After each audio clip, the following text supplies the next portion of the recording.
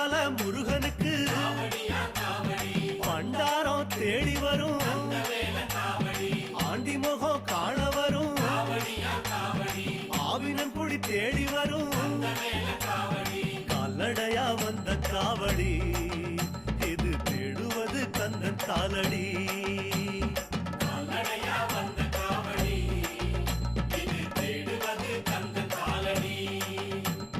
பழுத்த பழம் தேடுதப்பா பாலதண்ட பாணி கேட்ட